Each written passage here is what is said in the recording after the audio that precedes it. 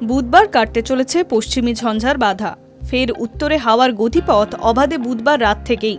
সপ্তাহান্তে ফের জাঁকিয়ে শীত। বঙ্গে 4 থেকে 5 দিন স্থায়ী হতে পারে শীতের লাস্ট ইনিংস।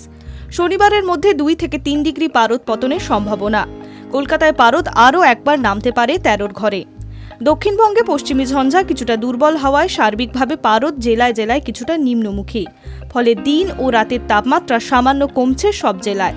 প্রায় সব জেলাতেই সকালে হালকা থেকে মাঝারি কুয়াশার সম্ভাবনা বেশি থাকবে পশ্চিম বর্ধমান, বীরভূম, মুর্শিদাবাদ, নদিয়া জেলাতেও।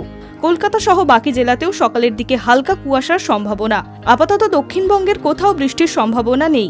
শীতের লাস্ট ইনিংসের সূচনা হবে শুক্রবারের পরে। উত্তরবঙ্গে ঘন কুয়াশার সতর্কতা বার্তা।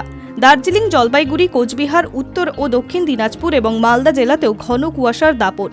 বেশিরভাগ জেলাতেই দৃশ্যমানতা 200 মিটারের নিচে থাকবে। আগামী 24 ঘন্টায় তাপমাত্রা কিছুটা কমতে পারে। 4 থেকে 5 দিন এইরকমই থাকবে পারদ। সপ্তাহান্তে আরও কিছুটা নামবে তাপমাত্রা। কলকাতায় বুধবার সকালে হালকা কুয়াশার সম্ভাবনা, পরে মূলত আকাশ পরিষ্কার। সর্বোচ্চ ও সর্বনিম্ন তাপমাত্রা 24 ডিগ্রি থেকে 16 ডিগ্রির মধ্যে থাকবে। আগামী শুক্রবার পর্যন্ত দিন এবং রাতের পারদ লক্ষণীয়, উত্থান পতনের সম্ভাবনা কম। শুক্রবারের পর পারদ নামবে 18 থেকে 22 জানুয়ারি, এই মৌসুমের শীতের শেষ স্পেল পূর্বাভাস আবহাওয়া দপ্তরের। বুধবার কলকাতায় রাতের তাপমাত্রা 16 ডিগ্রি থেকে কমে 15 ডিগ্রি। গতকাল দিনে সর্বোচ্চ তাপমাত্রা 25 ডিগ্রি থেকে 24 ডিগ্রি। বাতাসে জলীয় বাষ্পের পরিমাণ বা আপেক্ষিক আর্দ্রতা 60 থেকে 92%। Hi news network.